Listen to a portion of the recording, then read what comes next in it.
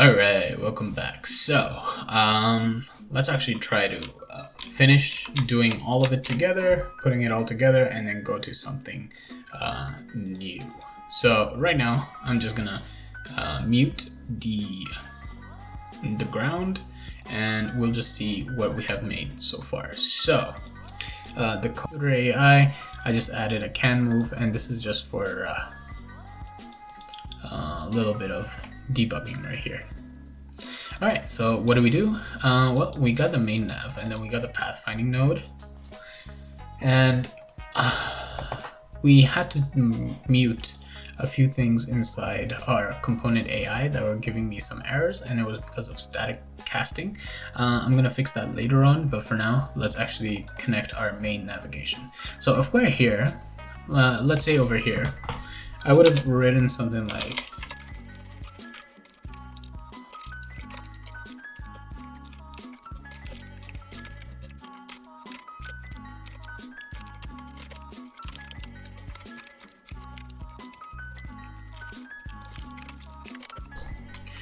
Alright, so after writing this, we basically just initialize our object. So let me just do that right here. So main path equals to path maker, and we just create a default constructor. So to be honest, we don't even need to, but I'm just saying we should sometimes. Not really. C++ doesn't need to be called. We could just not call it, and it would have it as a default constructor. And then what we do is we just have a key down plus C. We go and add a new path. I'm gonna give it 3 seconds to move between paths, and then get path 0. Get path 0 is basically the first pathing point that you have. So in our case, it would have been from here, here, here to here, right? Then if we are close to the path node, or if it is, then we rotate and move towards it. If not, we basically go. So it's basically a refactoring of this, right?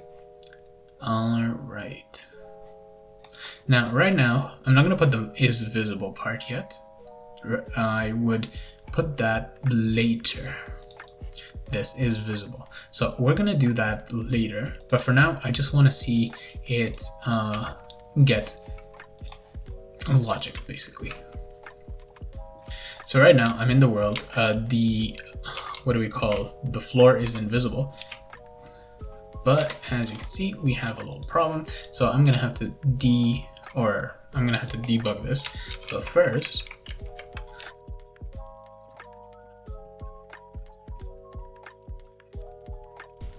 we can see the dot going between them, and there's a little bit of movement. We can change the way it works, and then as you can see, it went backwards,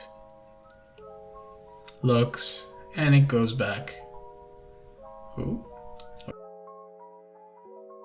Alright, after fixing everything, I managed to crack down on some errors and fixed it up. Basically, kind of forgot to add this part, if it even exists, and that was giving me errors. And then there are a few errors here and there, so I fixed that.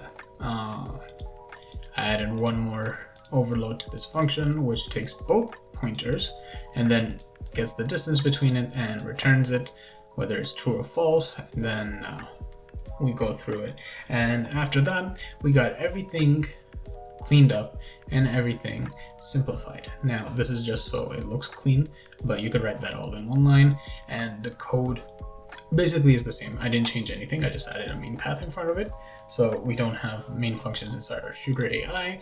Now we have the whole logic fixing up alone, except the dodge, since I kind of didn't do the dodge. I might implement it some other time, but for now we'll just keep it in the back burner.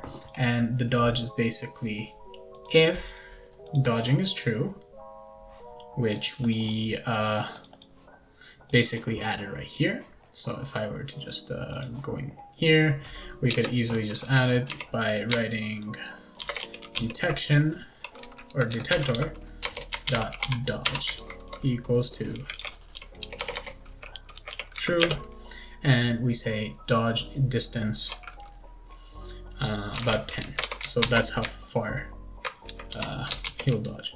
So then after dodging for like however long you want, then you can switch it to false and then go back to your other states, or you can add this inside here. One health becomes too low, you can add dodge for like 10 seconds every 15-20 seconds using your gain get time functions.